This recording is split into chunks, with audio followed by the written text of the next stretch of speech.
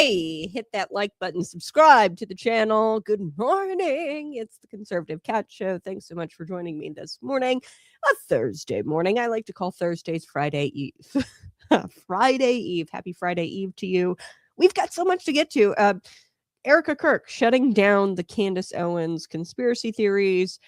She says that this is righteous anger, and she was on Fox News. So we're gonna tackle that this morning.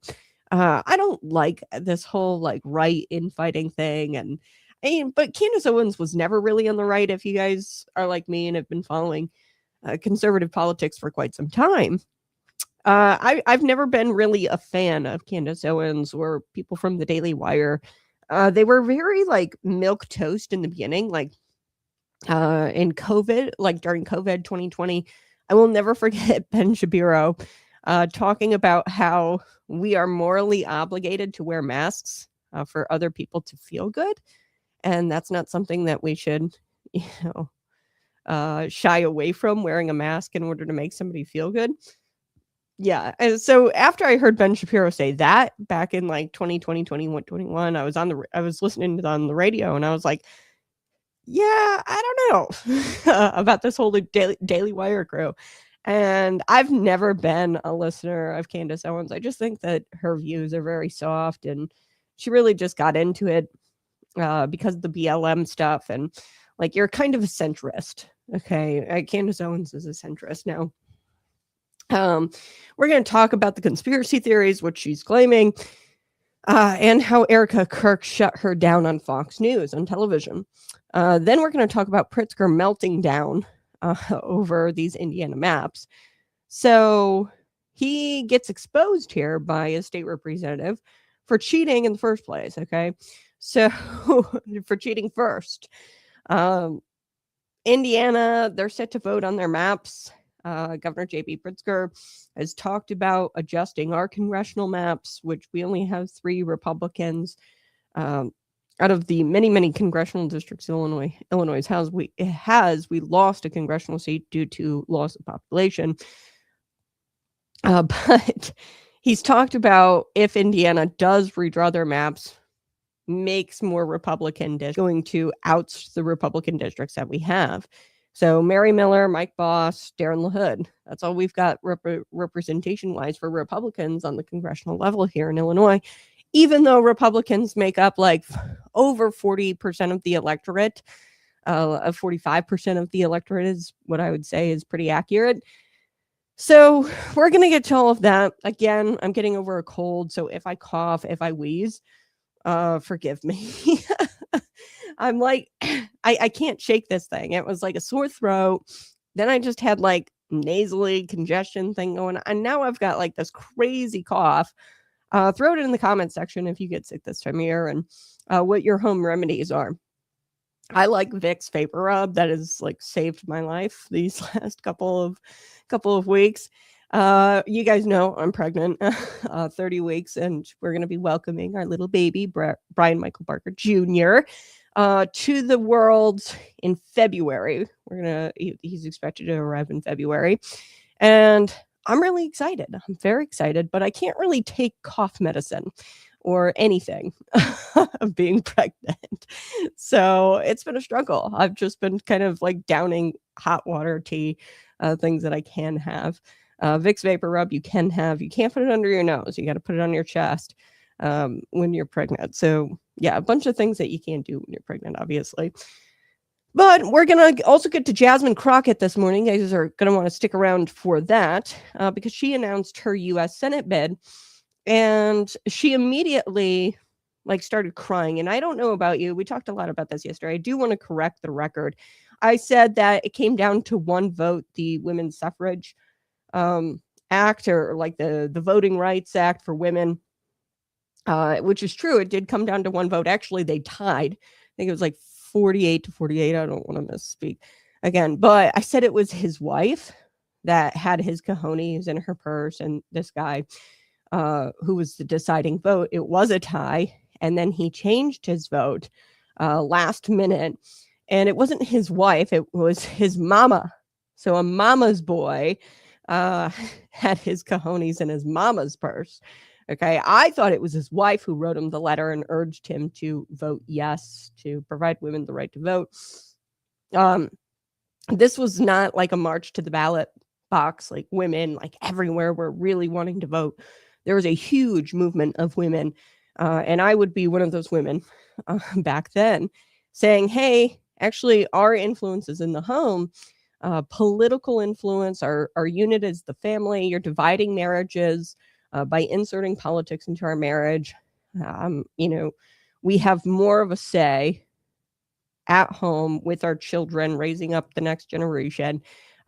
We have more of an influence over our husbands, and us getting a vote is going to diminish that influence that we have.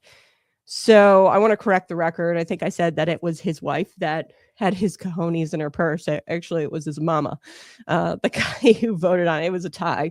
So this was very controversial back then. Women understood what it meant to line up at the ballot box. And, now we participate in these mud fights and we rarely get heard. Women in politics, had you not gotten the right to vote, you would have had more influence in politics. Anyway, I do want to talk about Jasmine Crockett and her crying when she announces her bid here. And I don't know about you. I don't want a representative who cries at the announcement. Like there's just such a weakness there. Okay. This is why I don't like women in office. Very feminized, and it's very fascinating to watch Illinois politics. Illinois politics is probably the most feminized politics you'll ever see.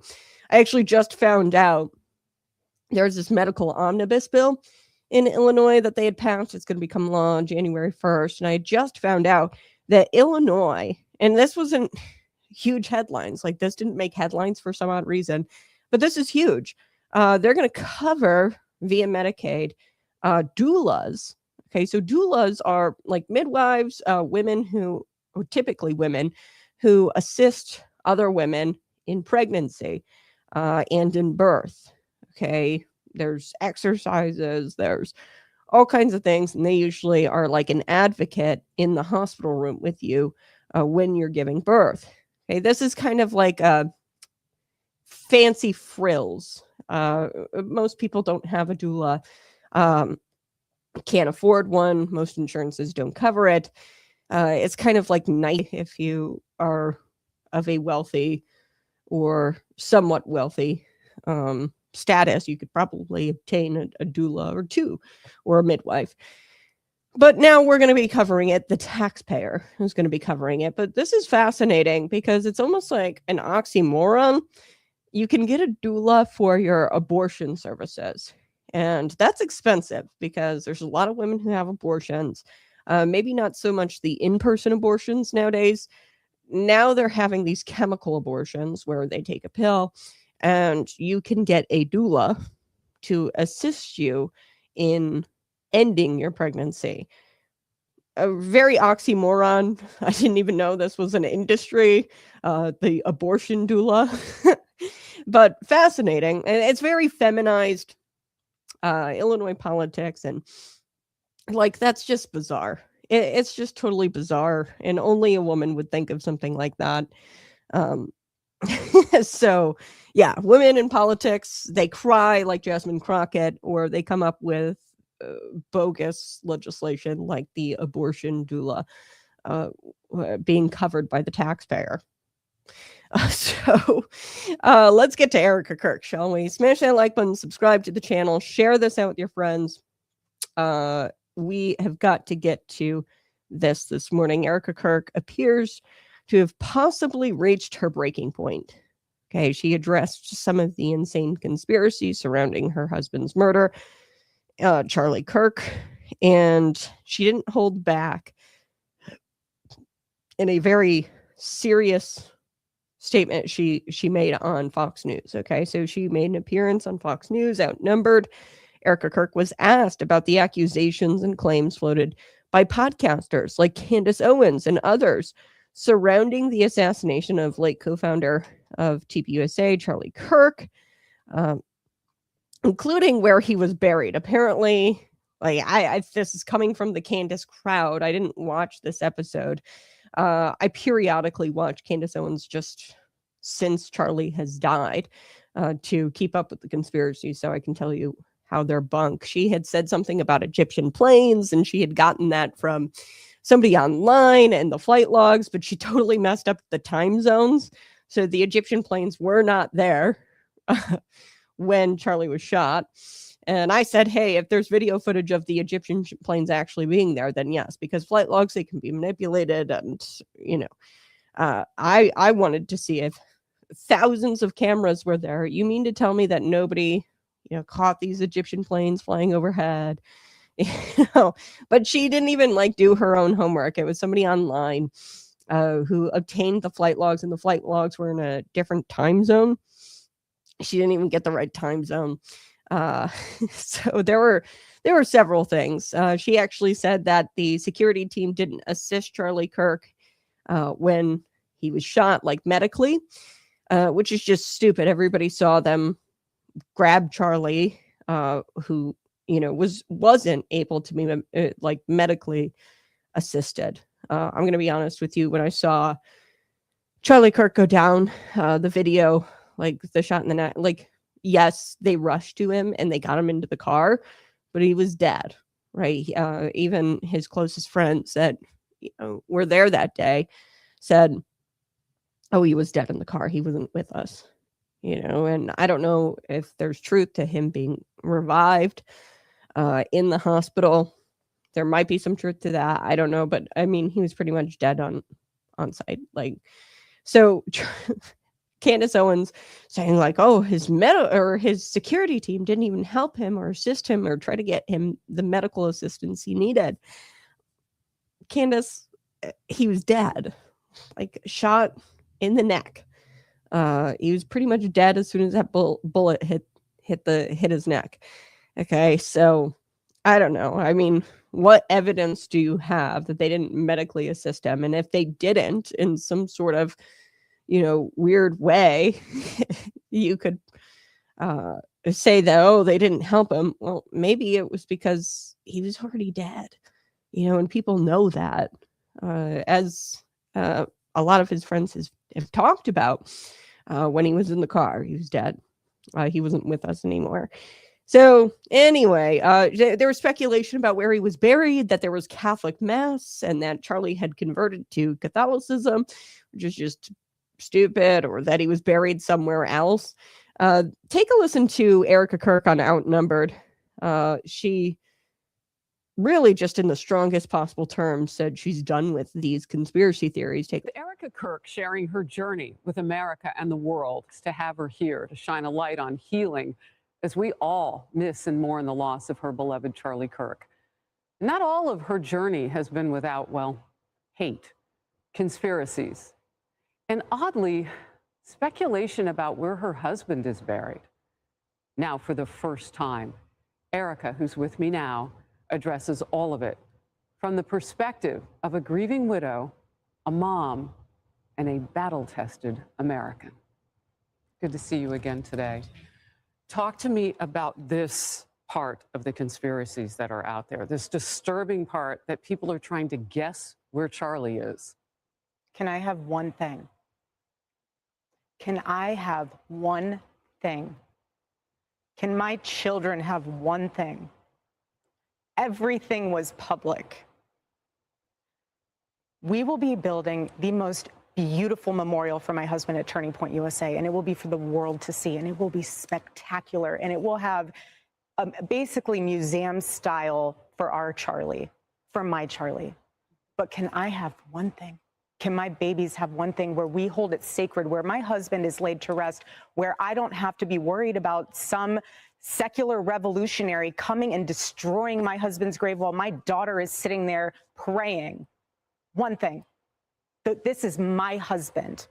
Yes, he was Charlie Kirk to the world, and I know so many people love my husband, and I am grateful for that, but this is my husband, and I want to be able to have one thing left that is sacred to our family, to my in-laws, to my babies, and to my parents. One thing. What are they taking from you right now? Nothing. But I will tell you what they are doing. It reminds me so much of chapter 6 in the book of Nehemiah. He is building a wall, and the townspeople are at the base of that hill saying, Nehemiah, calling him all these names, saying all these things, come on down. Every single time he had the same message 4 times in a row. I cannot come down. I am busy building. That is how I feel. I do not have time to address the noise. My silence does not mean that I am complacent. My silence does not mean that somehow Turning Point USA and all of the handpicked staff that loved my husband and my husband loved them is somehow in on it. We are busy building. And you know what I thought? I thought these people are human. We are all grieving in our own way. And they are trying to find the answer to something that happened that was so evil. They are trying so hard. And I get that. We're doing the same. Anytime we hear a lead or anytime we hear anything, we send it to the authorities. Please dig into this. No rock will be unturned. I want justice for my husband, for myself, for my family, more than anyone else out there. So for me, you want to keep telling me to come down while we're building? I don't have time for that. But here's my breaking point on that. Come after me, call me names, I don't care. Call me what you want, go down that rabbit hole, whatever. But when you go after my family, my Turning Point USA family, my Charlie Kirk Show family, when you go after the people that I love, and you're making hundreds and thousands of dollars every single episode, going after the people that I love because somehow they're in on this, no. You know, I have to say it. I've never seen you like this. No, this is righteous anger because this is not okay. It's not healthy. This is a mind virus. Yes, I believe in our judicial system. I do. We have a hell of a team working on this. Excuse my French. But this is not okay. So you want to put these people back in the box where they've been creeping from? I don't care what box you're in. But just know that your words are very powerful and we are human. My team are not machines and they're not robots. They are human. We have more death threats on our team and our side than I have ever seen. I have kidnapping threats. I have, you name it, we have it. And my poor team is exhausted. And every time they bring this back up, what are we supposed to do? Relive that trauma all over again? Murdered. I have no idea how I would have reacted if I was there that day. And thank the good Lord that I did not have to see that happen. But my team, they are rocked to the core. So why every single day do they have to be dragged through the mud, analyzed, hyper-analyzed? You know, the conspiracies that are out there, all of the like, do you think that there is more of it now because you do shine your light? I mean, did people just expect you would just go away? I don't know what they expected. I don't know what they expected. They pick on you because of your accessories. I mean, I've seen some of it. Oh, yeah. No, at this point, it's what? The conspiracy collection. Get it before Christmas. Like, seriously. Wow. You will, if you want to find and pick me apart, go right ahead. I do not care. I don't. This was happening before Charlie was murdered. Both of us have been through the ringer of people will call you whatever they want to call you. They will. But I have seen it firsthand impact the people that I love, and I'm done. I'm done. And if people think that I was just going to wilt away, I'm not going to sit in a corner and cry and be in fetal position. This is a duty to my husband, and it's an absolute honor, and I will never back down. And so my message to them is to stop, to stop. And that's what we will say here on Outnumbered 2. God bless you. Hold up your book. Stop in the name of God. Amen.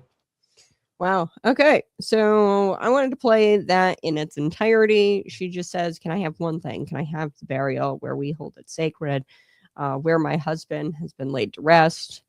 You know, and I'm not sure where the burial is exactly, but it was speculated that he's here, there, and that there was Catholic Mass, and Charlie had converted to Catholicism.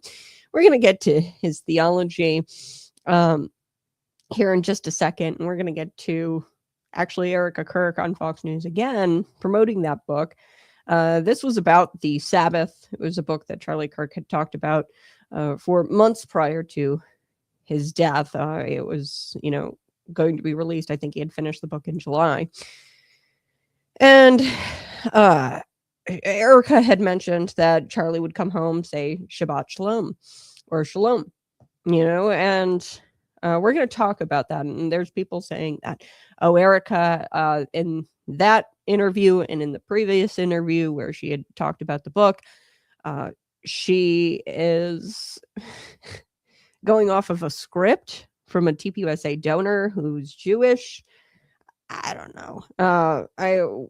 This is what Erika said in that interview. She said, "This is my husband. I want to be able to have one thing that's sacred to our family, my in-laws.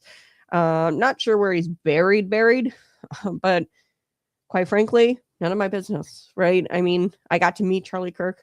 It was very, I hate to say it, autistic, like autistic vibes. I don't know if he was like diagnosed or anything like that, but when you meet him, like, you're like, okay, this guy is brilliant. And it's hard to have a conversation with somebody so just above, normal conversation. So I got to meet him briefly at a SAS, at a Student Action Summit. He signed my book. It was awesome. I'm so glad that I got to go to Student Action Summit. I'm not a big TPUSA fan. I'll be honest, it was right when I was kind of green into conservative politics. I had just finished an internship at NPR. I know, crazy.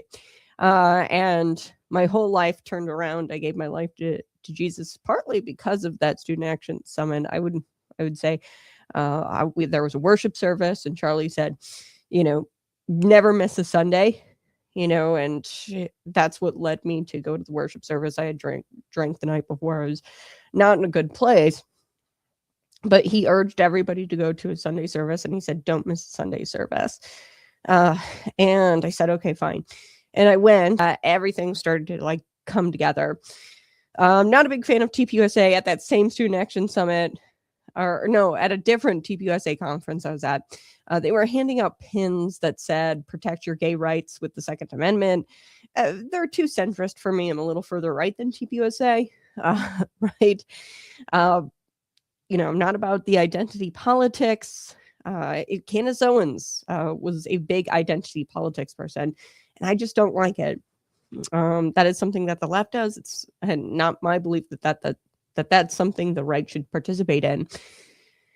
Anyway, it's none of my business where he's buried, because that is something that is very personal to families, the in-laws, her babies, her parents, his parents, and she made it clear. She says, I don't have time to address the noise. She talked about Nehemiah. She said, my silence doesn't mean I'm complacent. My silence does not mean that somehow TPUSA and all of his handpicked staff who loved my husband, that they're somehow in on it, the murder, the assassination. We are busy building. And I'm not going to lie to you. I think that there's definitely some odd parts about the assassination. There's unanswered questions, and then there were questions being asked, and then the FBI provided canned answers, or too perfect of an answer. I think that whole text message thread between the tranny boyfriend of Tyler Robinson and the tranny, that whole text message thread had to have been fabricated. It feels fabricated in that they're using terminology that young people would not use in a text message conversation, and quite literally he admits to the crime and talks about his gun, where it's at, and that was the question mark, the big question mark, because nobody saw him with the gun when he jumped off the roof. They said that, he disassembled it and put it in his backpack. I don't know. I think the guy had help. I think that it was more so, and this is speculation, unlike Candace Owens, I'm not going to make outrageous claims.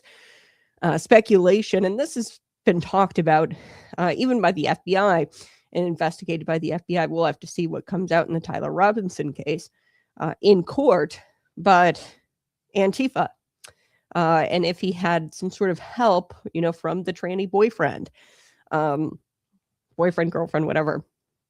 Like, his parents turned him in. I just don't think that Tyler Robinson himself would have been able to pull this off, not be apprehended by the FBI, running around looking for a dump spot, according to the text messages, for his gun. He reassembled it, dumped it off in some bushes, took it out of his backpack and said, yeah, this is my dump spot for the rifle. I just don't think that he operated alone.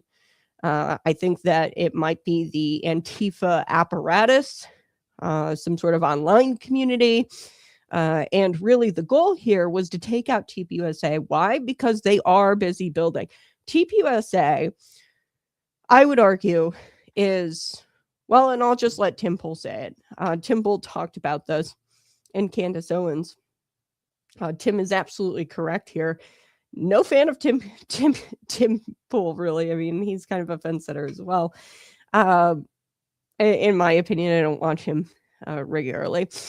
Don't watch Candace Owens, but I mean, that you're onto something when you have like a Nick Fuentes and a Tim Pool agreeing that Candace Owens is an absolute nut.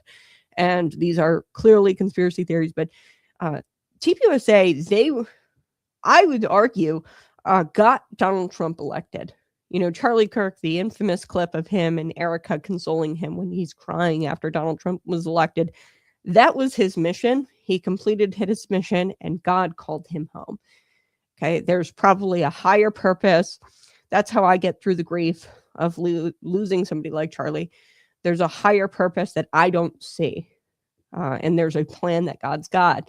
And he needed him for his divine purposes in heaven. So listen to Tim Pool here. There's some language here. So warning, children. There's some language, but he's so right. And, I'm beginning to think that Candace Owens wants to take down TPUSA, much like I believe that Antifa or some sort of domestic terrorist group operating in these online spaces, your Tyler Robinsons who might have had help, they want to take down TPUSA because they accomplished so much with the election of President Donald Trump. Take a listen. Candace Owens is a fucking evil scumbag. She is a degenerate cunt. She is burning everything down and she's gloating and smiling while she does it. And you know what you fucking told me? She has no security. She doesn't fucking deal with the shit we have to deal with. She's a piece of shit.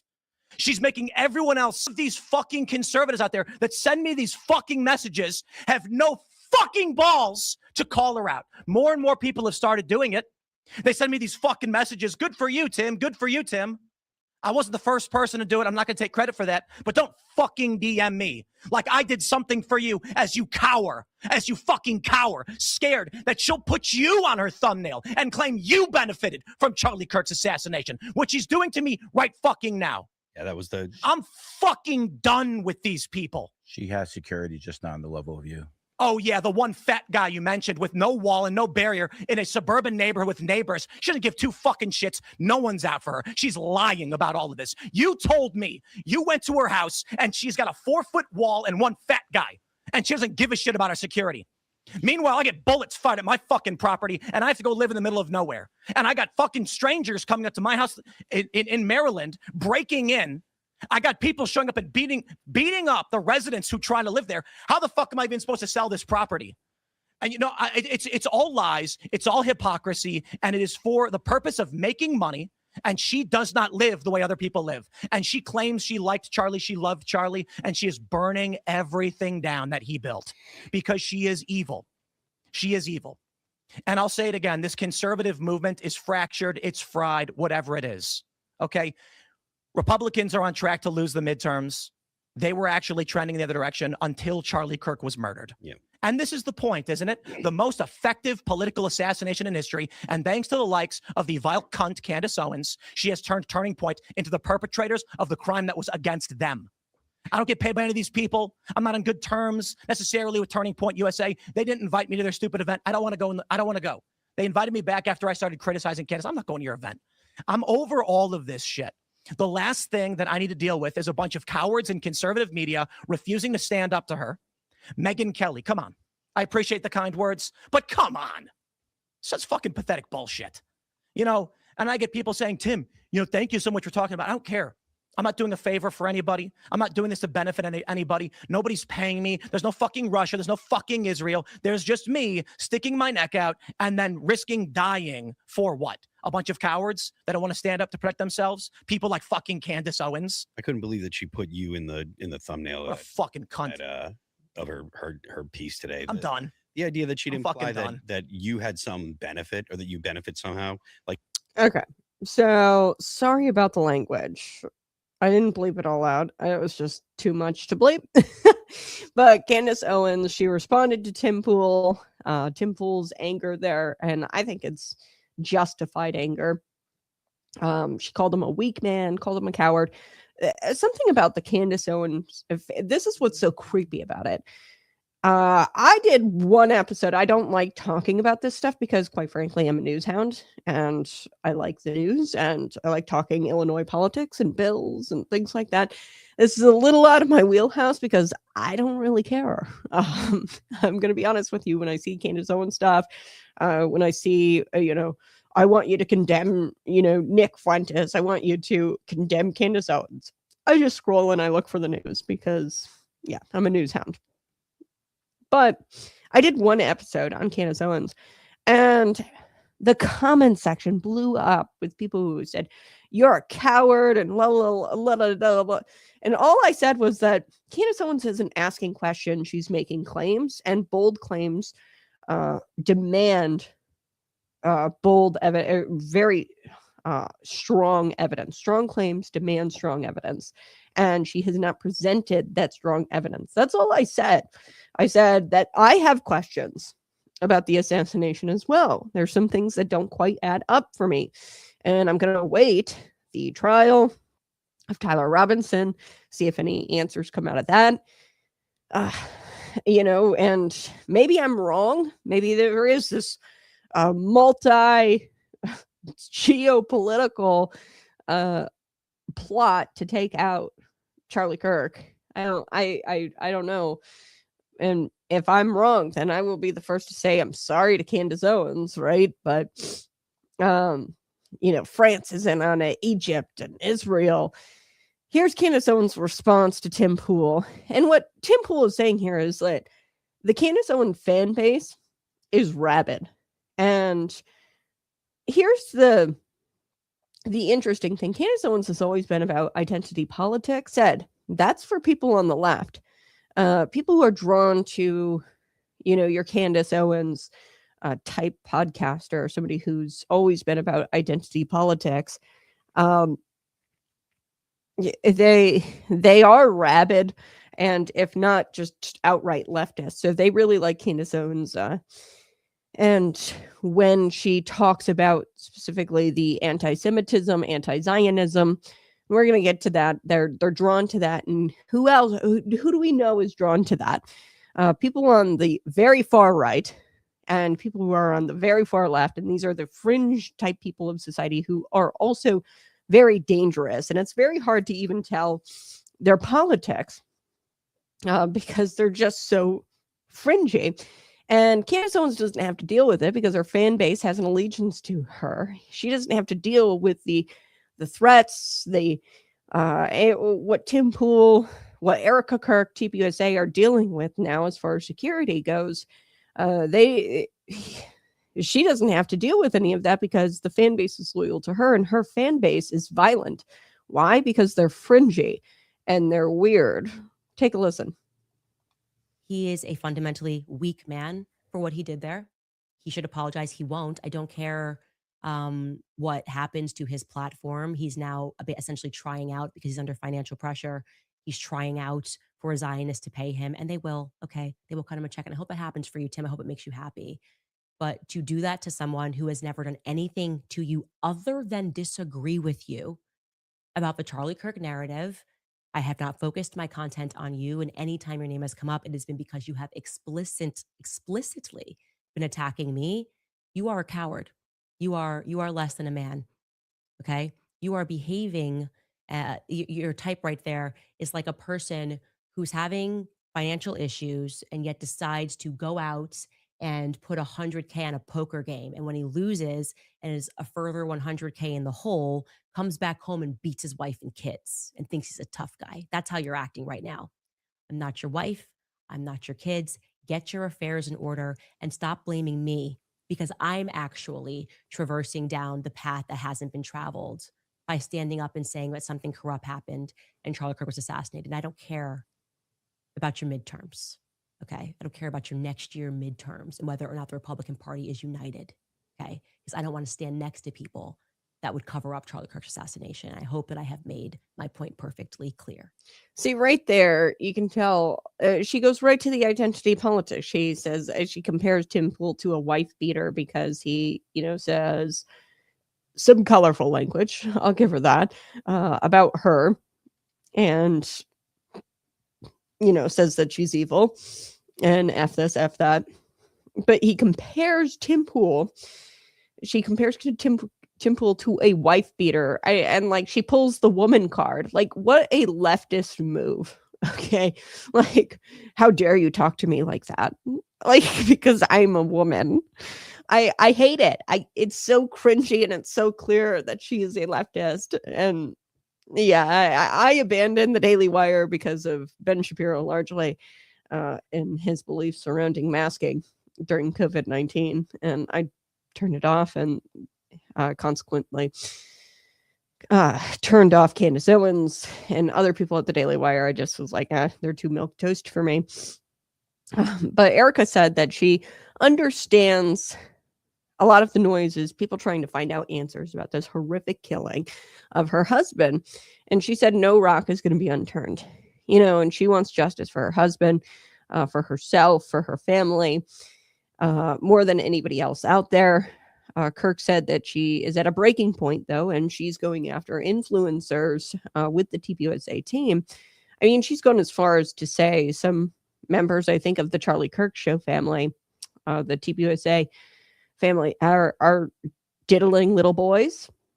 These are strong claims. It is one thing to speculate, to even do this, and I do it sometimes where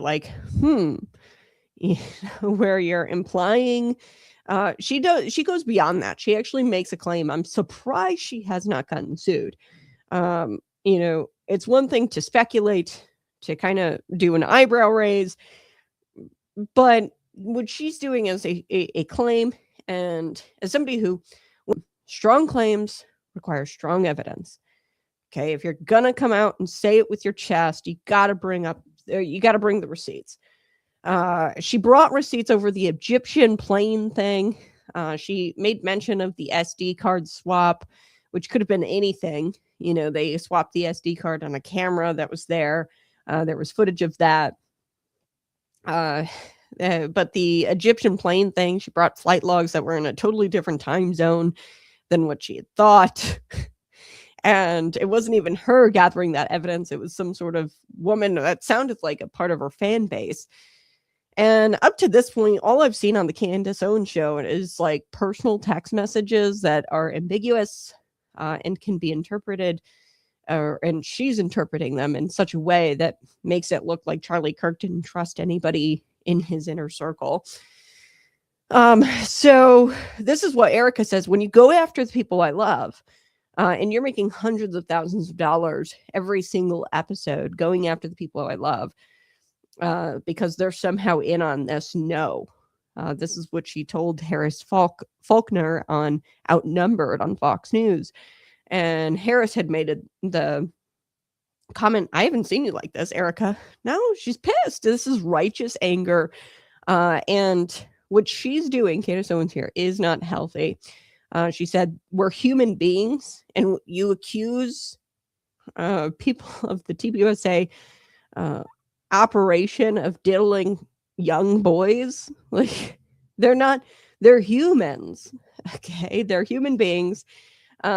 And this is what Erika says: we have more death threats on our team on our side that I've ever seen. And like I said, this fan base that Candace draws is it's very fascinating, because it's they're kind of like leftists.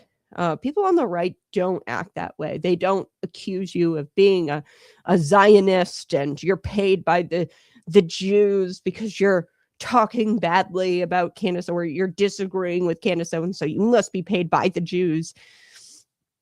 That kind of behavior only comes from people on the left. And I this isn't surprising to me, because I always thought Candace Owens was an identity politics type person, and very like not outright left, but center left, maybe even prior to the Charlie Kirk assassination, when she was with the Daily Wire.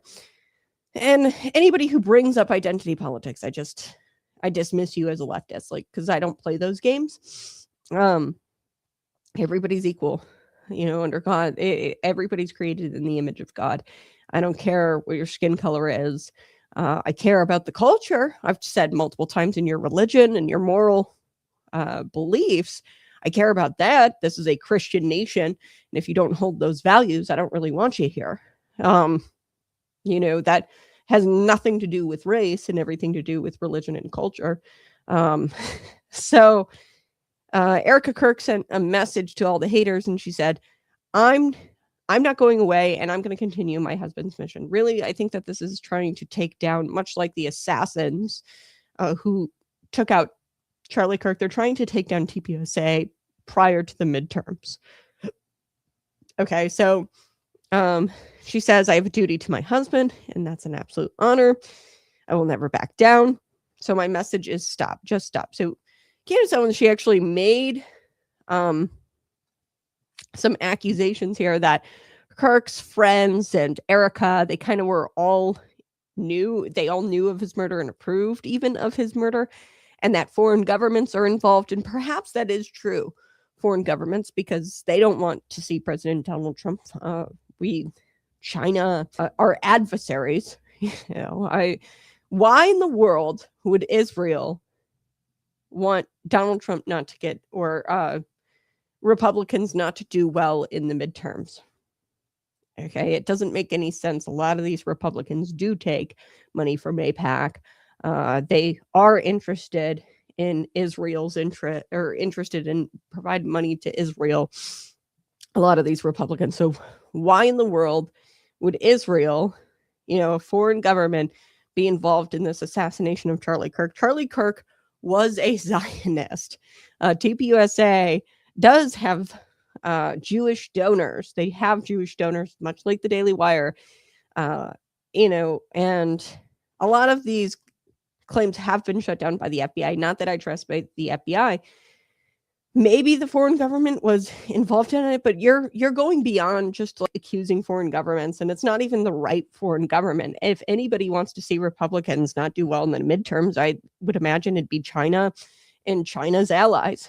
Why? Because Donald Trump and the Republicans, via tariffs, trade policies, are making China's life hell right now.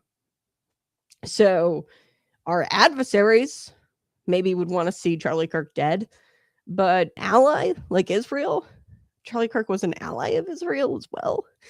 I don't see the connection. Now I want to talk about this. This I believe is, this is Candace Owens talking about how Erika Kirk, is she qualified to be the CEO and chairman of TPUSA? She has to prove that she's qualified. Erika, you don't have to prove anything, sweetheart. Okay, your husband left you his legacy. Why? Because he was a Christian man who believed in the word and believed that the word was Jesus. And in Proverbs, it talks about how a good man leaveth an inheritance to his children's children. This was his wife.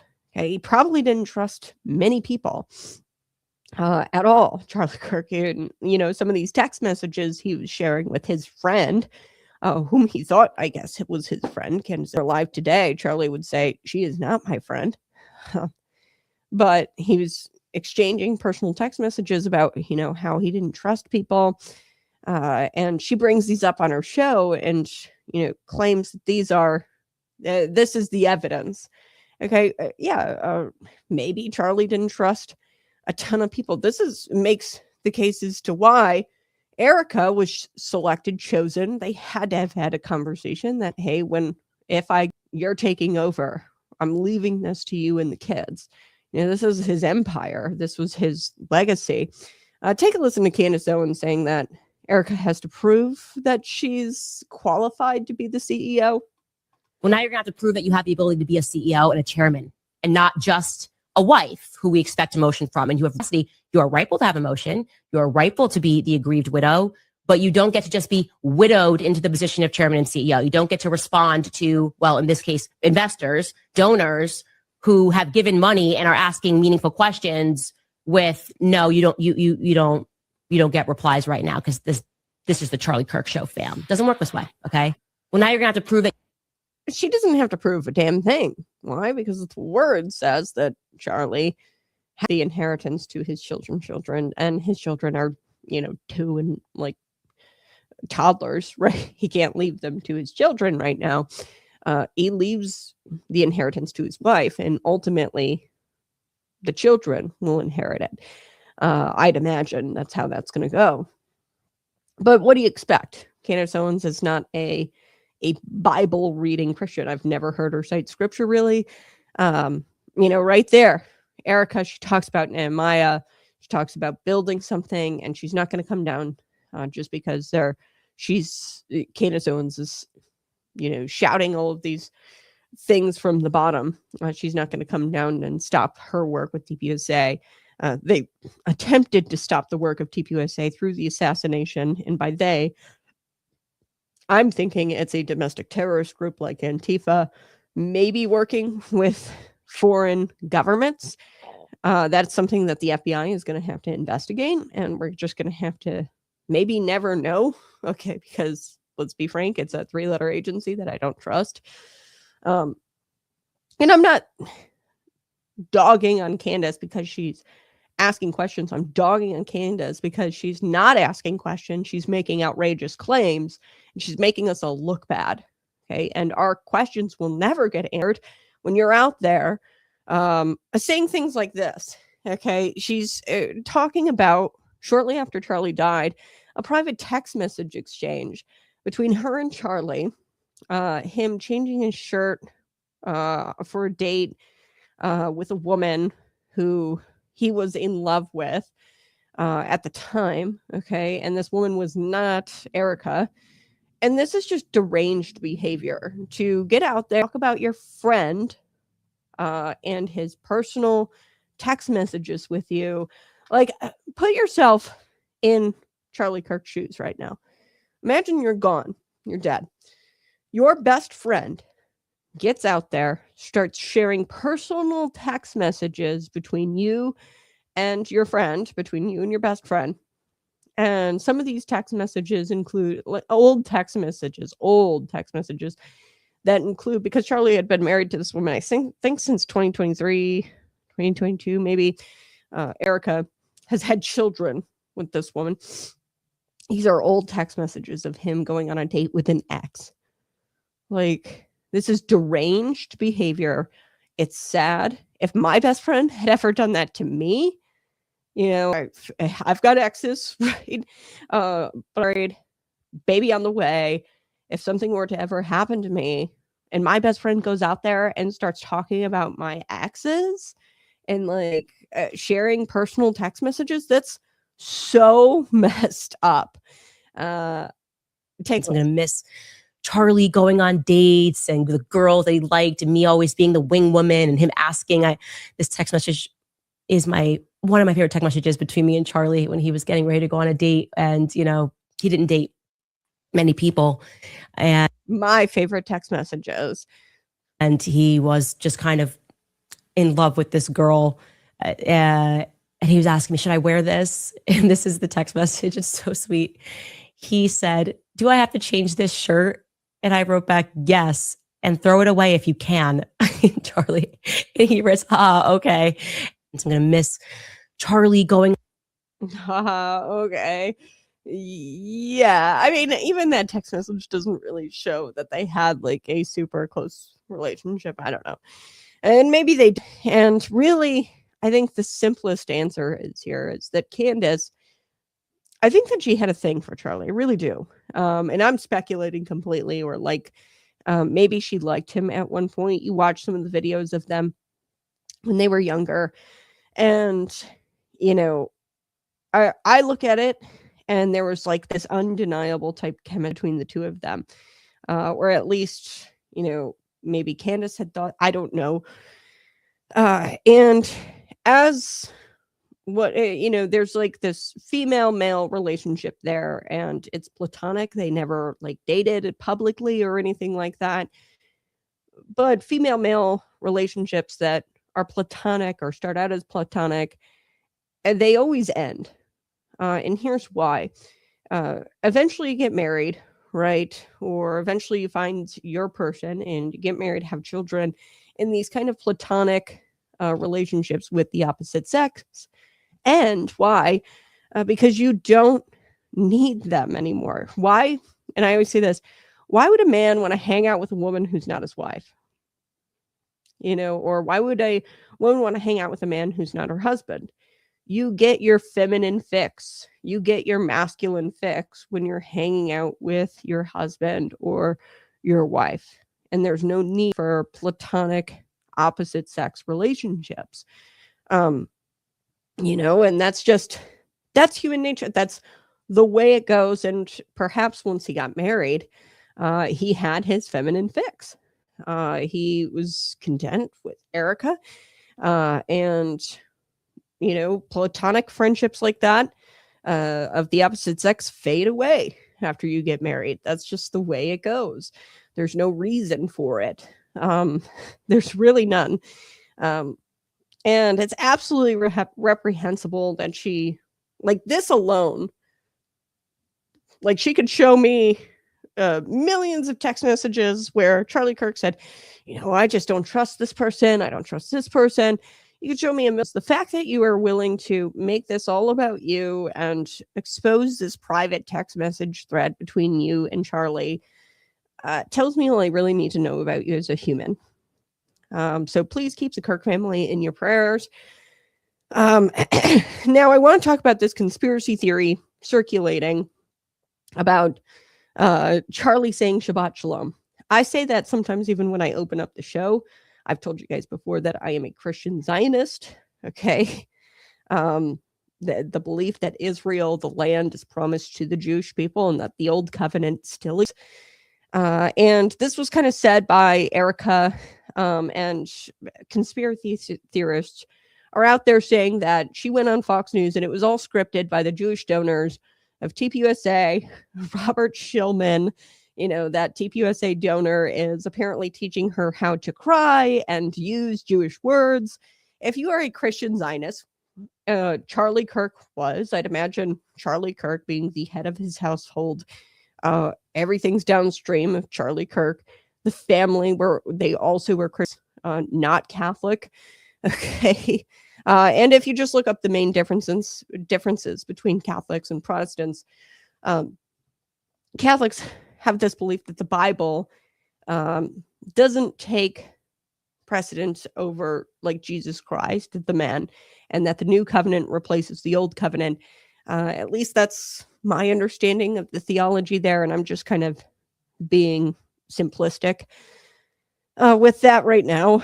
But to sum it all up, they're not Bible thumpers. Okay, Protestants are Bible thumpers. I'm a Bible thumper. Okay. And I believe that the word is Jesus. Okay. And that he is the word. Jesus is the Father incarnate, Son of God.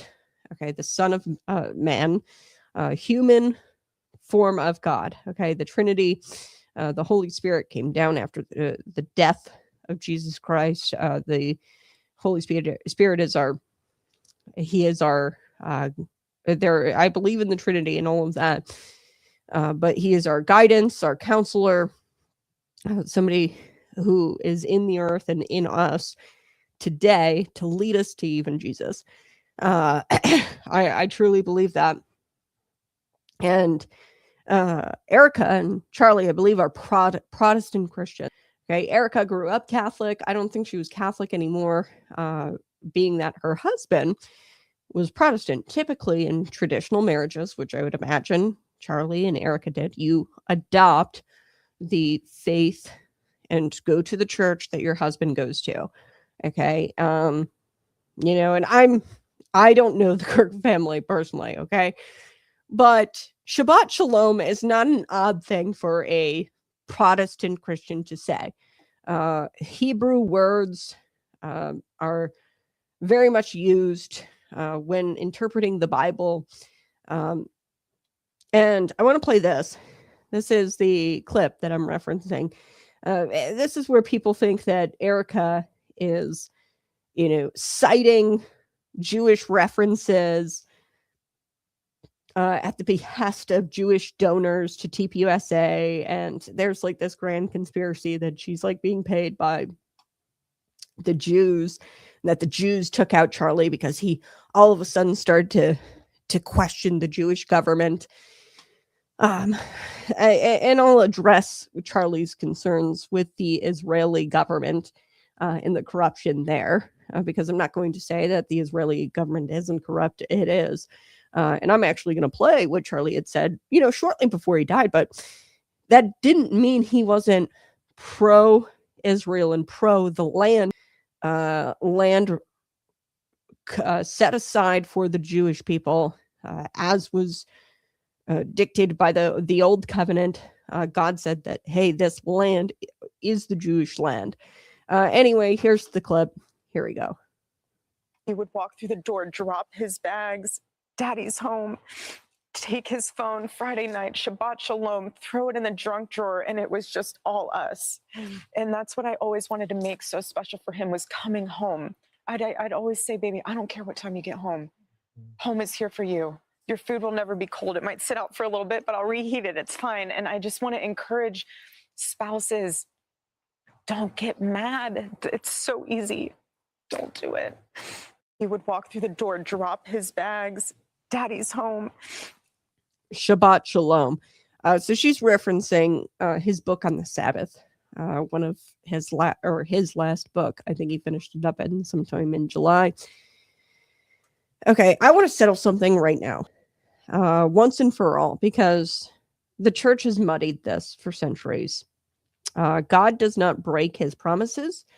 God does not revoke his covenants. God does not rewrite history or rewrite the story halfway through the book. Okay.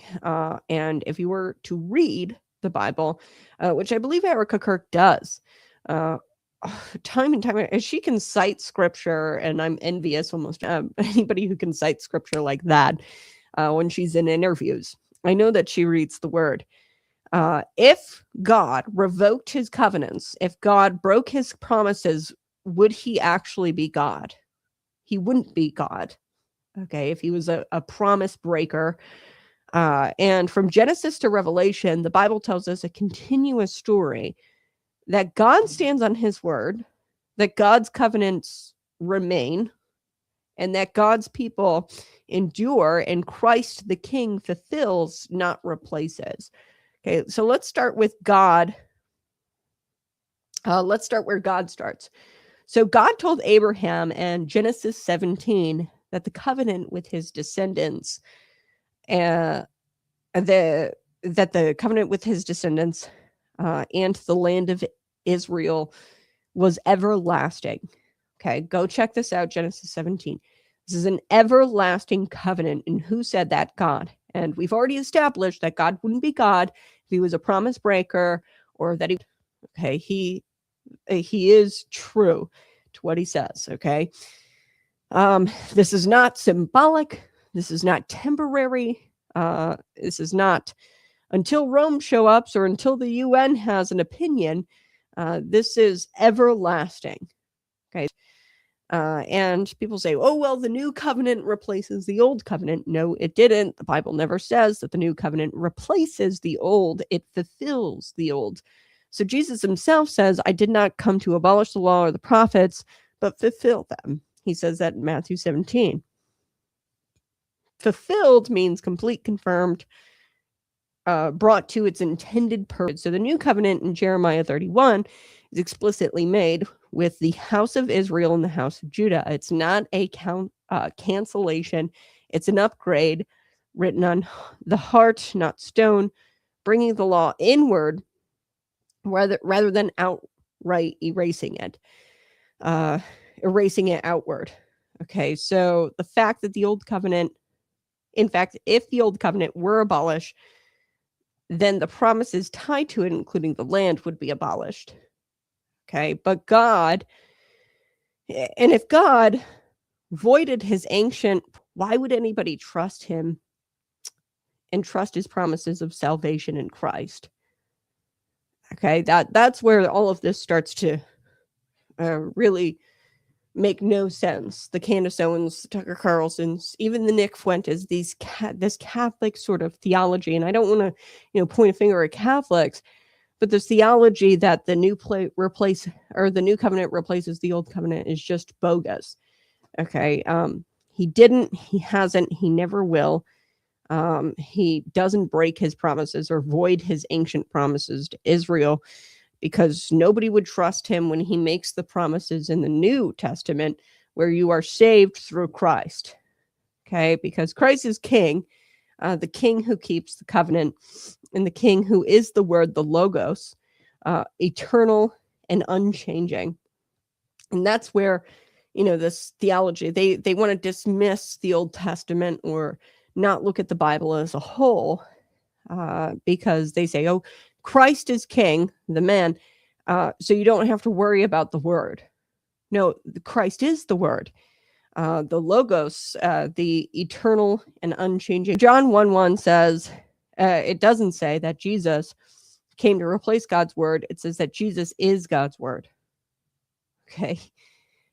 He can't contradict himself because he is the very scripture spoken into existence. And I know that's kind of hard for people to wrap their brains around, but that means the same Jesus who saves sinners by grace is the same Jesus who honors a covenant that was made to Abraham, Isaac, and Jacob, and the people of Israel, the descendants of Jacob, who was renamed Israel. Okay, the same Jesus who died on the cross is the same Jesus who said Jerusalem would be trampled by the Gentiles only until their time is fulfilled. This is in Luke 21:24. Would be trampled by the Gentiles only until their time is fulfilled. So the same Jesus who ascended from the Mount of Olives is the same Jesus who will stand on that exact same mountain again. Zechariah 14. Okay, the geography here isn't symbolic. The covenant isn't symbolic. The people aren't symbolic. God does allegories. He makes oaths. Okay, so when the church says that when they say the church replaces Israel, they're saying Christ contradicts the word, even though Christ is the word. Okay, we're brought in to this promise, and they're not promised. Jews aren't promised salvation until they accept Christ. No one comes to the Father except through Christ, through me, Jesus. No one goes to the Father except through him. They're not promised salvation, but there is this old covenant that they are still promised that land. The descendants of Abraham are promised that land. Okay, so here's the truth the modern world absolutely hates. The rebirth of Israel in 1948 wasn't politics, it was prophecy. The return of the Jewish people wasn't colonialism, it was a covenant. Israel's survival today isn't just luck, it's faithfulness of the God who keeps his word every time without fail. Now, they can't get to the Father, go to heaven, without accepting Jesus Christ, the Jews. But that doesn't mean that, and God doesn't keep his promises that he makes in his word. Okay, so the old covenant gives Israel the land. The new covenant gives the world a Messiah whom you can deny or not accept. Jewish people to accept Christ as king. Christ, the king, the word made flesh, okay, holds both together. Okay. The old covenant and the new covenant. He holds those both together. So it doesn't replace, the new covenant doesn't replace the old covenant. I want to make that very clear. And his promises to Israel stand. God's promises to Israel stand, and his promises to the church stand. If Zion endures, the gospel endures. And the Bible says both will, because the king has spoken. This is a clip of Charlie Kirk, and he kind of addresses his faith and his brand of faith. And this is important because, you know, people are saying that Erika Kirk is, you know, paid for by the Jews and yada, yada, yada. And Charlie made his beliefs very known. And it's not odd that he would say Shabbat Shalom coming home. Okay. And throwing his phone in the drawer. That's not odd because he was a Protestant and he understood all of what I'm talking about right now. The old covenant, the new covenant, Christ being the word, following the word. Take a listen to this. This is Charlie Kirk. Here we go. So I'm particularly concerned about your brand of Christianity. As a Christian myself, Christian nationalism, I do not agree with at all. I think it's antithetical to the values of the early church. And I think, how do you reconcile especially white Christians in this America, marrying politics and power with their faith in this country? There's a lot there. I've never described myself as a Christian nationalist. So I'm a Christian and a nationalist. So And then right there, that and nationalist, where in the scriptures does a Christian... Well, thank you. Jeremiah 29:7, demand the welfare of the nation that you are in because your welfare is tied to your nation's welfare. Let me continue.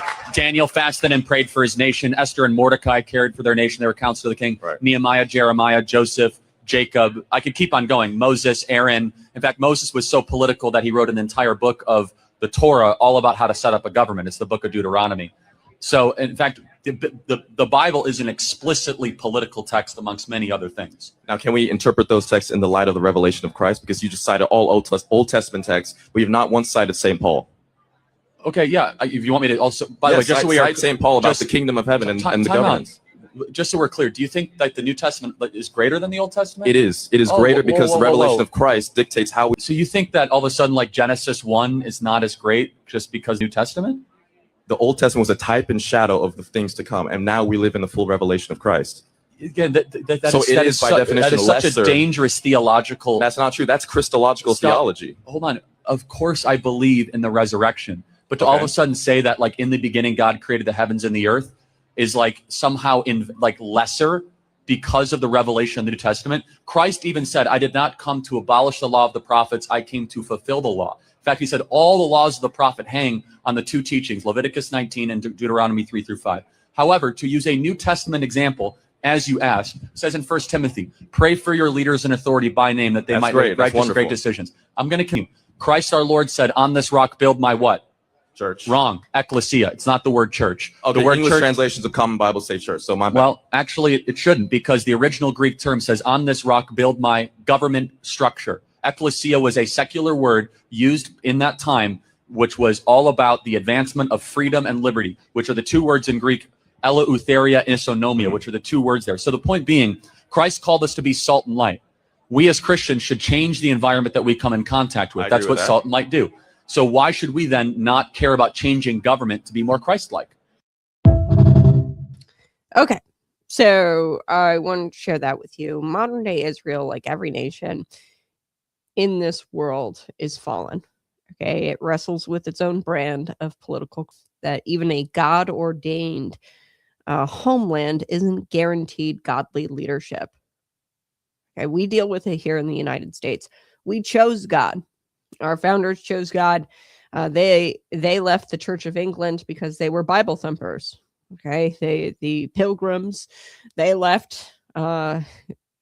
Christopher Columbus wanted to tell people about Jesus. That's why he left and went to go explore, to tell more people about Jesus and bring the gospel to the ends of the earth. It's quite literally what he wrote down. So America chose God. But just because we chose God doesn't mean that we don't have political corruption. I mean, come on. You live in Illinois, right? If you live in Illinois, you know that you're not exempt from political corruption.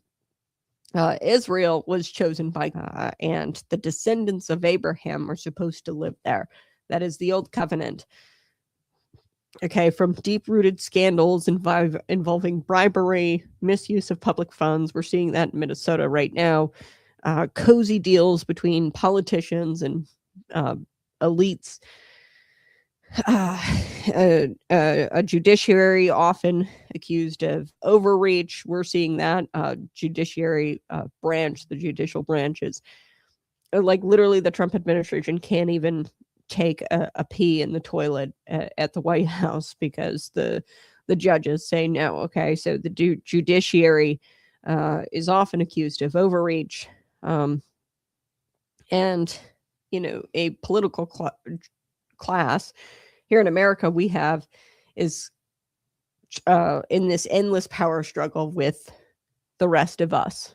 Okay, the political class is in this endless power struggle with the rest of us. Israel government is the same. So you know what we have going on here, where we have like the left and the right, some infighting, some corruption with the unions, and in Minnesota where they were taking taxpayer dollars and giving it to their friends and nonprofit organizations who have ties with Democrat politicians, or just enriching themselves or sending it back to the foreign interests of Al-Shabaab, which was a terrorist organization. That's what's being investigated right now in Minnesota. You know how we have all of that here? Yeah, well, Israel's government deals with the same thing. And it's a reflection of human brokenness seen in ancient Israel kings. Okay, so the biblical pattern continues here. The land is holy, but the leaders are human. And to be frank, they haven't accepted Christ. They are not. Okay, and that's why we should always strive for Christ-like government. Christ government. Okay, Christians in government. And Christian population. I'll go as far as to say I am a Christian nationalist. I'm further than Charlie on that, where I think that, our culture and our religion, should be respected by people who come here and live here. So the leaders are human and they haven't accepted Christ. So of course it's corrupt. Here in America, lots of our leaders haven't accepted Christ, and it's corrupt. And just as the prophets rebuked Israel's rulers, ancient Israel's rulers, for injustice, oppression, and compromise, today's Israel sees this internal corruption that contradicts the righteousness of God. God calls his people to embody. They aren't righteous. Okay, just much like our government isn't righteous either. Okay, because we don't have Christ followers in government, much like Israel does not have Christ followers in government. Okay, so, but this just simply Scripture's eternal truth that only the Messiah is perfect. Every earthly government, including Israel's, needs repentance, accountability, and the fear of God. Okay, here's Charlie talking about it. Israel's corrupt government. And this is, I'll share what this blogger on X had shared, and I'm bringing this up this morning because Erika had talked about how Charlie said Shabbat Shalom at home, which is not odd of a Protestant Christian to do, because they understand what shalom actually means, and I'll get to what the Hebrew word means actually. But here it is. Either Erika Kirk is scared for her life and reading a script, from these Jewish TPUSA donors, or she betrayed Charlie. Shabbat Shalom my ass. I'm not buying it, any of it. That is what this X user had said. This is the PBD podcast that Charlie was on shortly before he died, and he talked about Israel's government being corrupt. Take a look. In place. So I've been to Israel many times. The whole country's a fortress. I still have the same gut instinct that I did initially. I find this very hard to believe.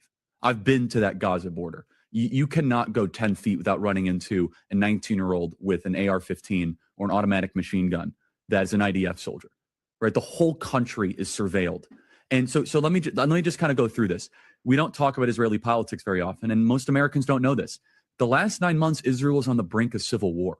It's not an exaggeration. This judicial stuff, there were hundreds of thousands of Israelis taking to the streets because Bibi Netanyahu was basically redefining the Israeli constitution. That's not an exaggeration, right? He said the judicial branch has too much power. There were protests planned this week against Netanyahu, where they anticipated tens of thousands of people to take to the streets. That's all gone, Patrick. Netanyahu now has an emergency government and a mandate to lead. I'm not willing to go so far that saying that Netanyahu knew or there was intelligence here, but I think some questions need to be asked. Was there a stand down order? Was there a stand down order? So what Charlie is referring to here is October 7th. Was there a stand down order, and did they let the Hamas terrorists come in and completely wipe out something very close to the Holocaust? Not very close, because there wasn't nearly as many Jews executed, but Hamas came in and killed millions of Jews, or I think it was like 1.2 million or something like that, during the October 7th terrorist attack. And Charlie is simply asking the question, it was bad for Netanyahu. And I mean, they've got very similarly, those No Kings protests. That's what the Israelis were, setting up to do against Netanyahu prior to October 7th. And not a whole lot of people on the right talk about that. But now that's all gone because, Netanyahu had to pull them out of this October 7th terrorist attack, had emergency powers given to him, and this whole infighting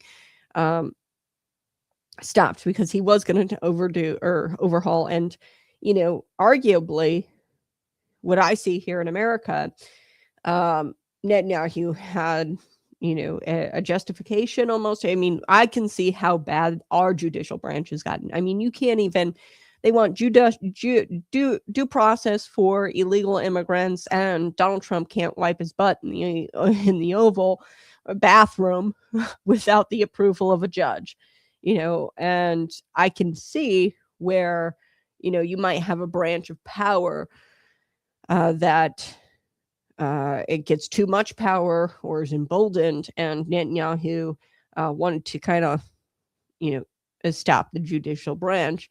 But I can also see, people on the left where they're freaked out by that, in Israel, where they want the judicial branch and the balance of powers. But take a listen to more of what Charlie has to say. So what he said was a question. He's questioning, and he's like, was there a stand down order? This was politically convenient for Netanyahu, this October 7th attack. Did they let the attack happen? And he explains more. Take a listen. 6 hours? I don't believe it. Israel's the size of New Jersey. When I took a helicopter ride from Jerusalem to the Gaza border, it's 46 hours. They're live streaming the killing of Jews. Did somebody in the government say stand down? That is a legitimate non-conspiracy question. The whole country is the IDF. The whole country is. Yeah. And you're trying to tell me that they're going to concerts and kibbutzes and schools, and by reports, 6 hours. Let's say it's 3 hours. That's suspect.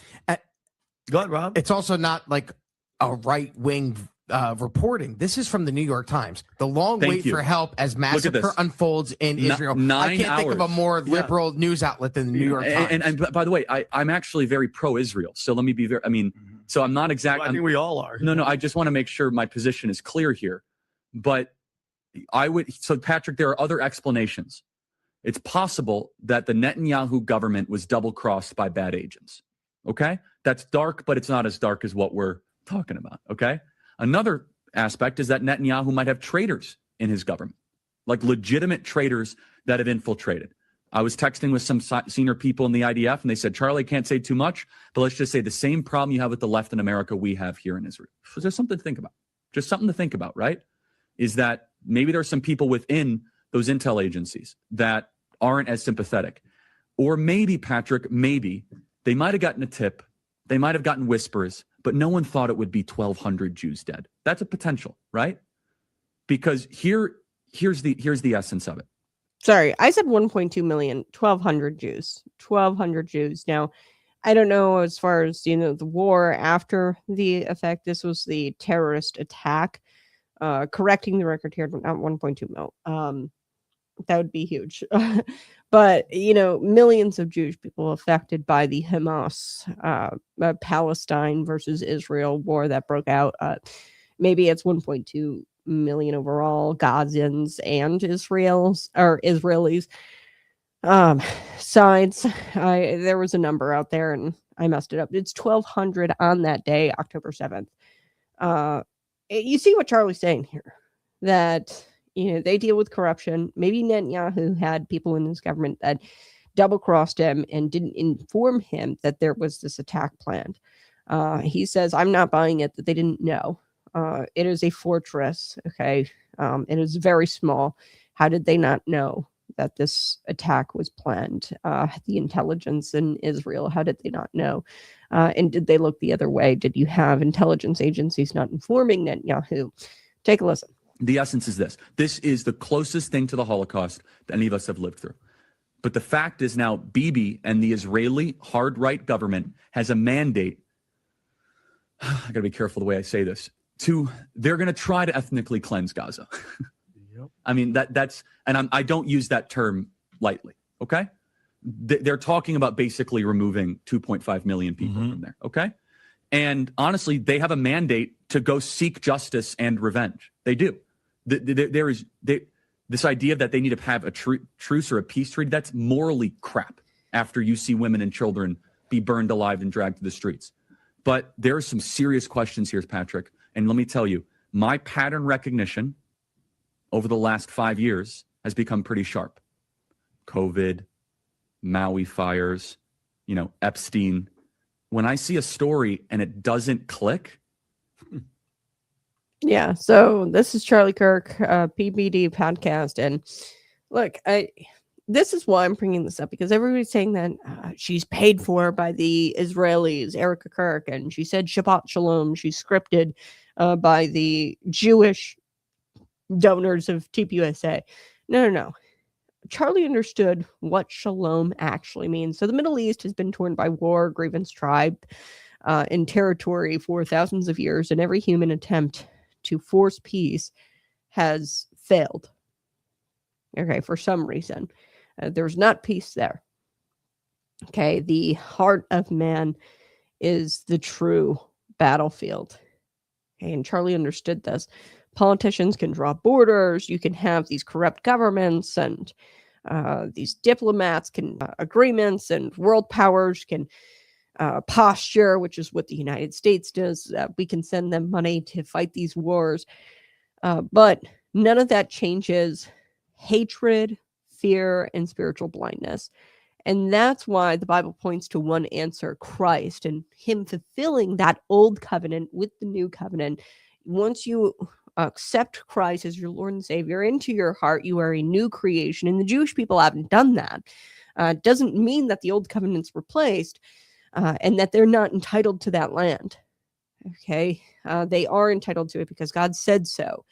But he is the only king, Christ, who can reconcile this hatred between Jew and Arab and bring peace without oppression and create peace that isn't temporary or politically convenient. Okay, in Ephesians 2, it says this: Jesus breaks down this wall, says Jesus breaks down the wall of hostility and makes one new man out of a divided people. Something no treaty has ever been able to accomplish.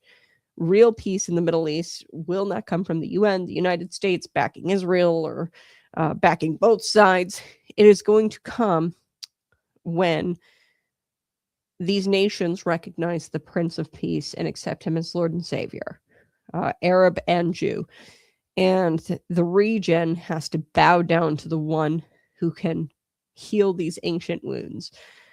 Christ is the only solution. He's not one solution of many. He is the only solution powerful enough to end a conflict older than Islam, older than Rome, older than these nations themselves. Okay? Because in the beginning, there was the Word, Christ was there in the beginning, because he is the word. So shalom, when Erika says Shabbat Shalom, or when she says Charlie said Shabbat Shalom, it's not because she's a Zionist cuck or whatever. She's paid for by the Jewish people and the Jews killed Charlie and she's running cover for the Jewish people. Like, get out of here with all of that. Charlie understood that the shalom word, the Hebrew word, means peace. It means more than just peace. It means wholeness, completeness, harmony, restoration, safety, prosperity, in the presence of God's blessing. Okay, when someone says shalom, they're not just wishing you a calm day or a peaceful day. It is deeper than that. It is more than just a blessing over your life. It is the completeness that Jesus brings, and he ends all hostility. So it's your peace of mind, it's your peace in your home, peace in your relationships, peace in your soul, peace with God. And it's a kind of peace that only the Prince of Peace can ultimately give. And that is why when people say, oh, the new covenant replaces the old covenant. No, you're not understanding the concept of shalom. He is complete and whole, and he is what will save the planet. Okay. And Charlie, like I do, Protestant Christians, they read the Bible. They understand the old covenant. They understand the new covenant and how Jesus was a fulfillment of the law and the prophets, and that the old covenant doesn't go away because God is a promise keeper. We understand this completely. And Charlie understood it, which is why he says Shabbat Shalom. So Isaiah 9:6, kind of fitting for this holiday season.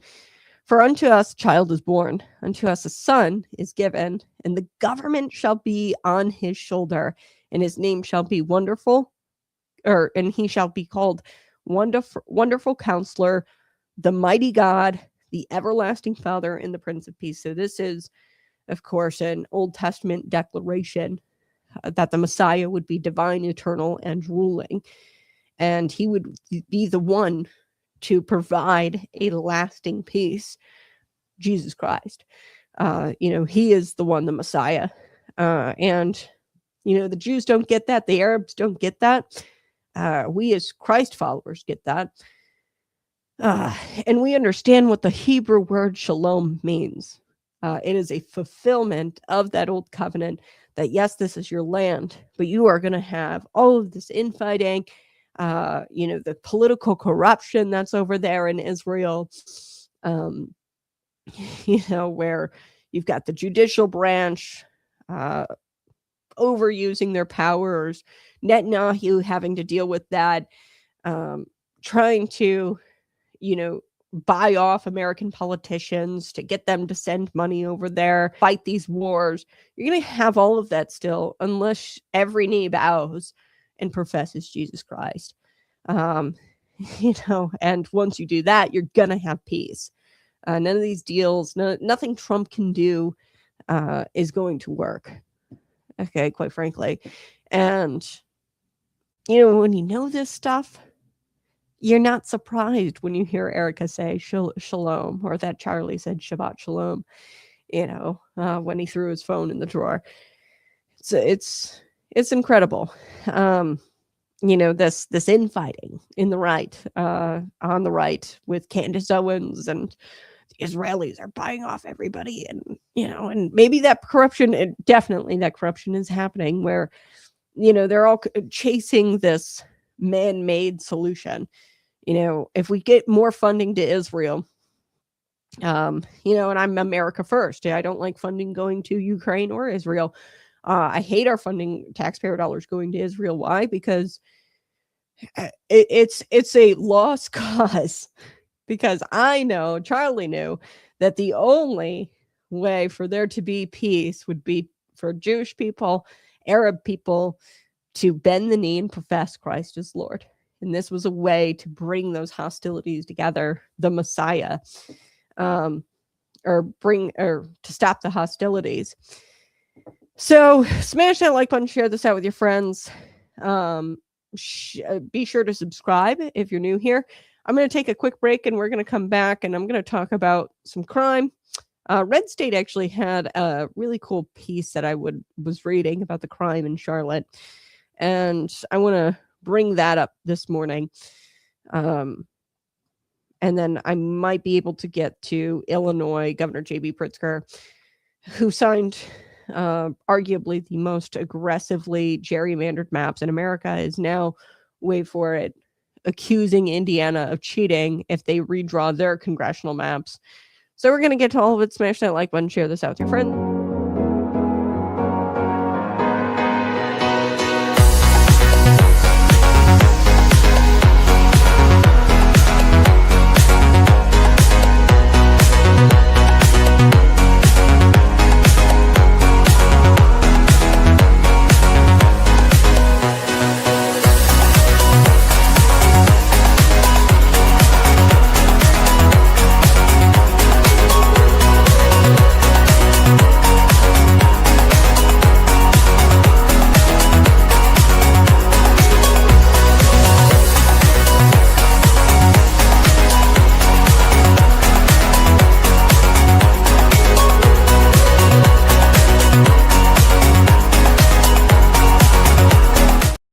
Hey, smash that like button, share this out with your friends. I'm going to get to a few more stories this morning, but I'll address some of your comments. Using another language to say peace is just bizarre.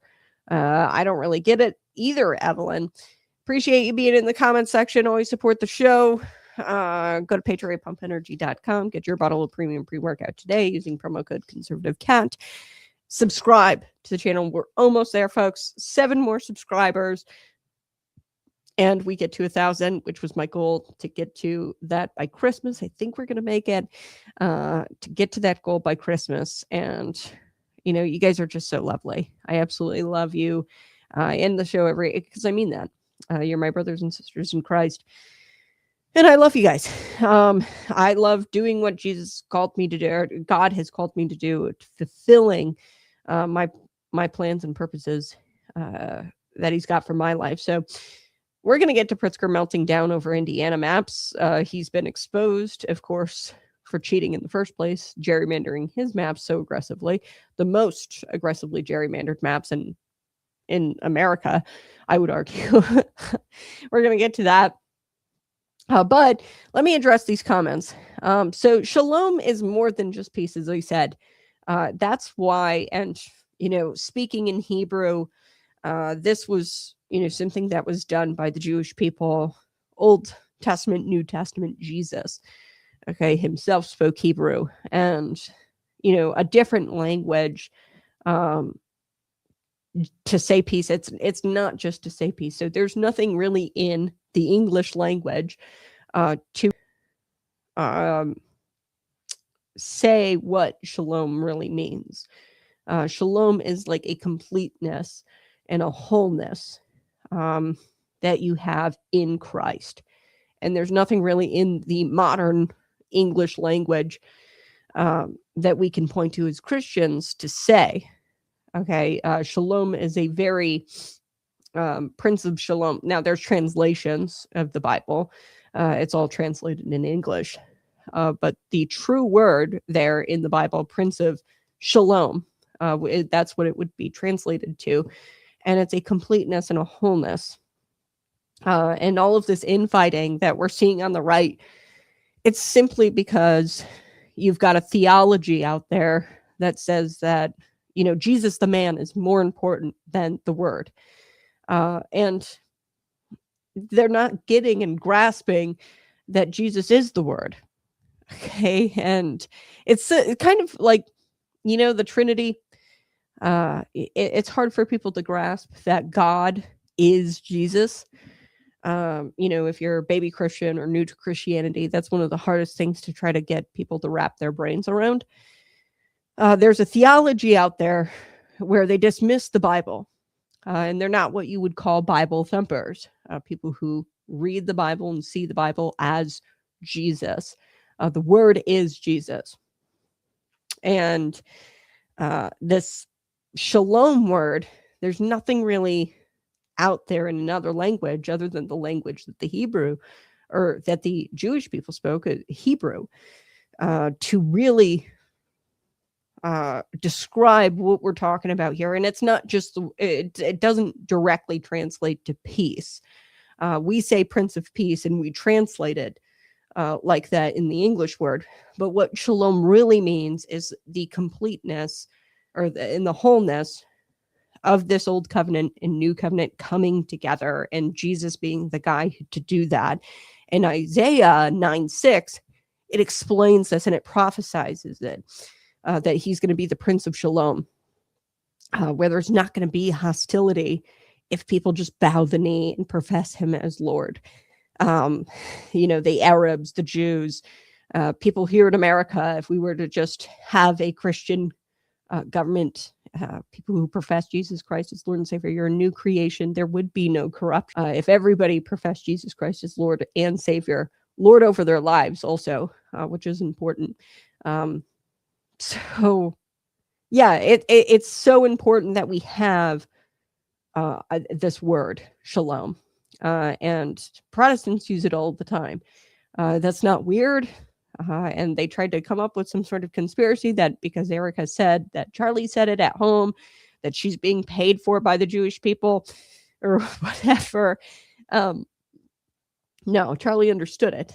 And he knew that the Israeli government was going to continue to be corrupt, that Jews were going to continue to die, and Jewish people, because they have a mandate now to ethnically cleanse, because, when you see women and children, people parachuting in and slicing women's throats, raping them in the streets, there is no conversation to be had about a peace deal or a government deal or some sort of, a reconciliation. There's no conversation to be had there. The only thing that will stop the Middle East conflict is if both of them, Arab and Jew, bend the knee and accept shalom, the completeness and the wholeness of this old covenant and the new covenant, and that Jesus came to fulfill that old covenant. So yeah, I know it's weird, and I am not for sending money to foreign governments, okay? Because really we're just fueling in our a fight they're going to end, and it's a waste of money. And it's weird that we have our politicians being paid off by AIPAC and Jewish donors, just so that way they continue to send taxpayer money over to them. The United States continues to do that and fund their forever war. And that's why I love Marjorie Taylor Greene. She never received a penny from AIPAC. And I think it's because she understands, hey, this is never going to end unless they profess Jesus over there.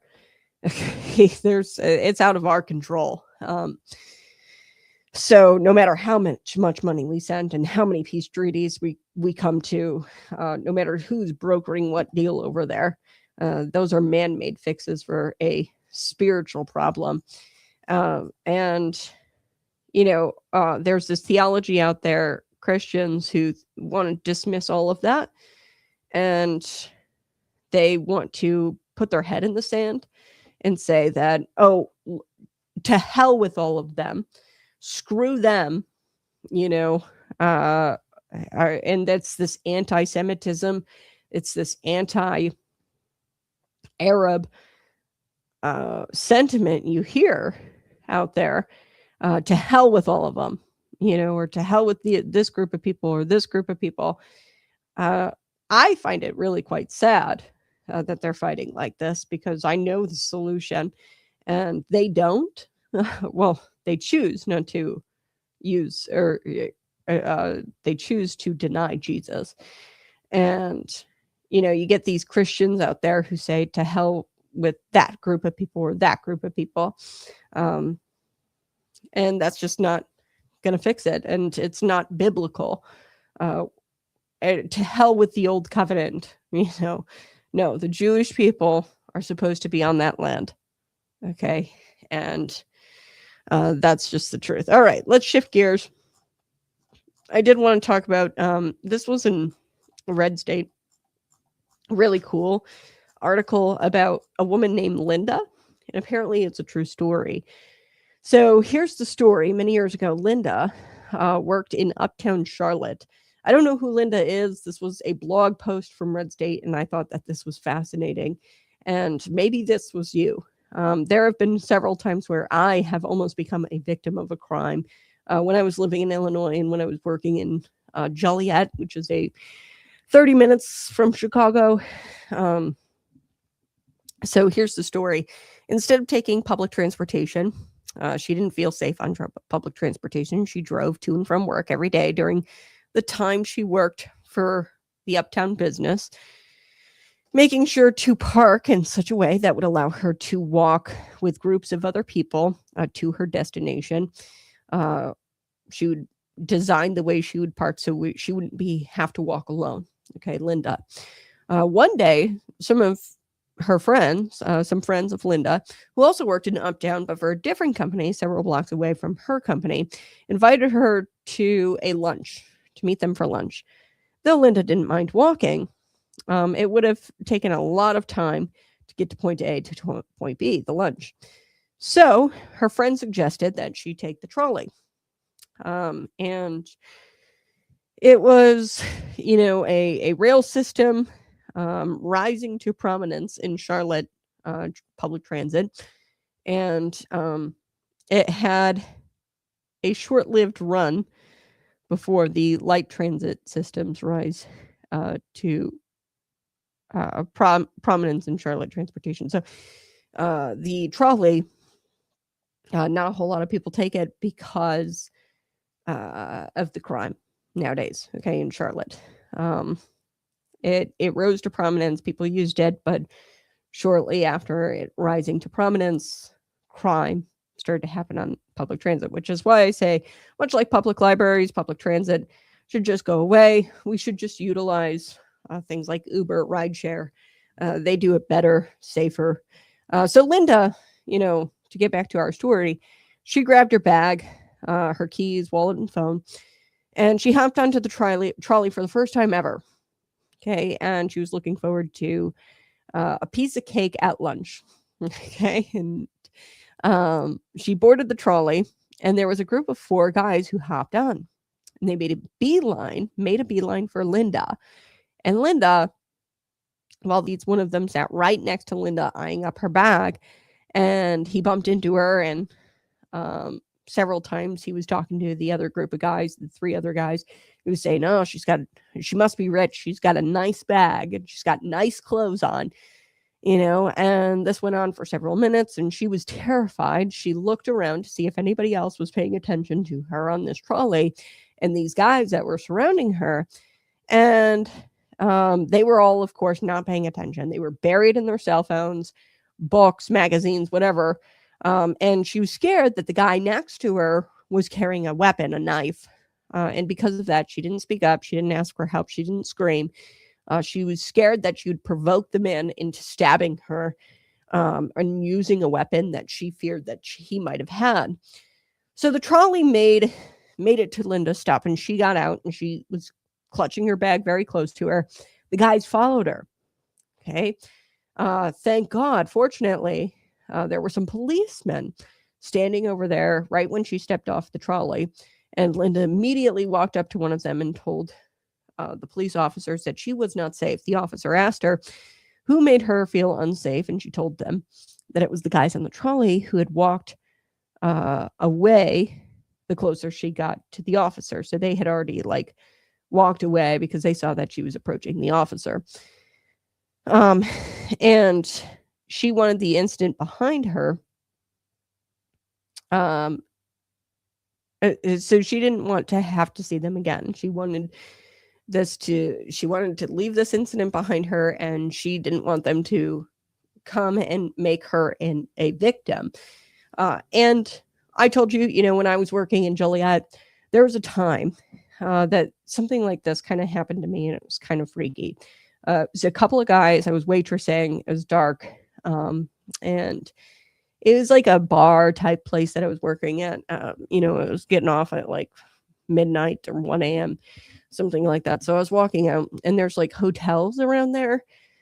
And one of the guys walking out of the hotel, my bar and restaurant parking lot was like right up next to this. I think it was a Comfort Inn or something like that. Their parking lot. I was walking out to my car all by myself. I mean, there was nobody around. It was 1 a.m. in the morning, except these two guys. And they said, "Oh, she's getting off of work." And I heard him say that to the other guy.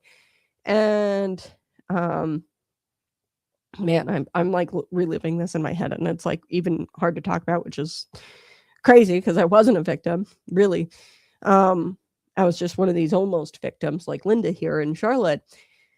And the guy told his buddy, they were two dark men, black men, and like had hoodies up and definitely were gonna rob me, or worse. Hopefully that wasn't their intention, but I had my apron around me, so I carried my apron and I had buckets of cash, like loads of cash, like probably a $500-$600 night. It was insane. I was there all day. So I had like all this cash on me, and they said, "She's getting off work. That's a purse." And it wasn't really a purse. It was my apron that I had around me. And they both charged after me in this parking lot, and the parking lot butted up next to each other. I don't know why I screamed. And then my scream, I think, like freaked them out, ran into my truck, car at the time. I didn't have my truck. It was a Chevy Cruze. Got into my Chevy Cruze, started it up, and just peeled away out of there. Called my brother. I think it was my dad or my brother at the time. Told them exactly what happened. And I mean, there's so many of these almost victims out there. Almost victims like Linda, whose stories don't make it into the crime stats. And you'll see JB and Mayor Brandon Johnson say, "We don't have a crime problem here," even though the crime stats definitely point to them having a crime problem in Chicago. And even these little tiny communities outside of Chicago. For example, that happened in Joliet. And, I didn't report it, but nothing really happened. Why would I report something like that, right? Maybe I should have, but we've heard of many of them, of these almost, since the stabbing and the murder, the August stabbing of Irina Zarutska, more and more people are reporting this online, reporting into the police, and, they're stepping forward and sharing their scary experiences on transit systems. This wasn't even in the transit system. This was, for me, it was in the parking lot of where I worked. Okay. And I mean, nothing good happens after 8. This is a slogan that I've kind of adopted. I say nothing good happens after 8. So I don't go out at night. If it's past 8 o'clock, sorry, not going. Because we live in a world where, and maybe that's sheltered, maybe that's living in a state of panic, but statistically, if you're out after dark, after 8 o'clock, just like I said, statistically, we talked about Nick Fuentes talking about per capita, black men being more violent than white men, and the statistical probability of you being violently injured by those in the black community, either you're black or white, it's black on black crime, it's black on white crime, it's statistically higher. So I wouldn't have, like Irina, sat down next to the black man wearing a hoodie and baggy pants. I wouldn't have, at this point in my life, I've learned, been out that late, even after work. And sometimes, it's hard because she was coming home from a pizza joint, worked late. But you got to try to arrange your life to where you avoid, as a victim, and it shouldn't be this way. So a big reason why I bring up this story, because you've got politicians like Brandon Johnson, Governor J.B. Pritzker, saying that the crime is down in these areas. And You know, I'm worried about these numbers being fudged. I'm also worried that a lot of these like almost victim stories aren't included in those numbers. There is an undeniable fear in communities, and this feeling of being unsafe, and it's only gotten worse. You see the footage on the Ring door cams, people stealing things, people coming up to the house, looking to burglarize it. You hear about things on Nextdoor. So there is this fear, and the left doesn't want you to hear about these almost victims or these stories, perhaps because like the actual hard data that we have, the crime stats, it completely destroys the narratives that the usual suspects, try to push, that the blue cities are safer. They're totally safe. And, these stories destroy that narrative. Hard crime statistics destroy that narrative. So the voices of near victims like Linda matter, and they should always be factored in, even if like hard crime data is going down. A lot of these almost victims don't report what's going on in these cities. So they should always be factored into the debates about crime, safety, and restoring law and order. I just found that story interesting, and it kind of reminded me, maybe you were an almost victim. Throw it in the comments section. We're going to be talking about Governor J.B. Pritzker here. I'm just going to lightly touch on it because I don't have a whole lot of time. I got to get going. But Governor J.B. Pritzker has signed aggressively gerrymandered maps, arguably the most aggressively gerrymandered maps in America. Now he's accusing Indiana of cheating as they redraw their maps. The Indiana Senate is about to vote on this redistricting measure. Okay, and Pritzker parachutes in and he says that I'm the moral authority on fair maps. Well, reporters asked him about the Indiana situation, and he didn't talk about Illinois' maps. No. He points a finger at, of course, Donald Trump, and he says, quote, and this is in the center square, members of the Indiana legislature are being threatened. No evidence of that. Like, where's the text messages of President Donald Trump saying, hey, you have to vote this way on these maps? Where is it? Because this kind of rhetoric, I'm so sick of it. It encourages people to take shots at the president of the United States because he's a threatening dictator and he's a king. And it's being egged on by our president of the United States, the Indiana legislature, to change their maps. That's what what Pritzker said. Blame Trump. Tree falls in the forest, blame Donald Trump. Your ice machine jams up at the governor mansion. I could imagine Governor J.B. Pritzker, like maybe his toilet backs up in the governor's mansion. I would imagine he screams at the sky and he says, those damn MAGA extremists, Donald Trump. How dare he? It's all Donald Trump's fault. So he is first.